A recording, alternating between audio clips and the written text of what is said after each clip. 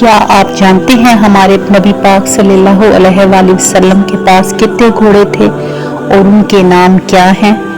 یقیناً ہم سب کے لیے دنیا کی وہ سب سے مقدس سواری ہے جس کے پر ہمارے نبی پاک صلی اللہ علیہ وآلہ وسلم نے ہاتھ رکھا اور اس پر سواری کی، کیونکہ جس چیز کو ہمارے نبی صلی اللہ علیہ وآلہ وسلم سے نسبت ہو جاتی ہے وہ ہم کو پیاری ہو جاتی ہے۔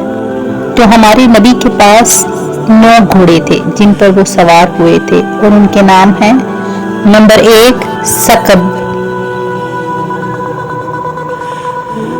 نمبر 2 سبھا، نمبر 3 لزاز، نمبر 4 بحر، نمبر 5 المرتجز، نمبر 6 ضرب، نمبر 7 لحیف، نمبر 8 ورد اور نمبر 9 مرواح۔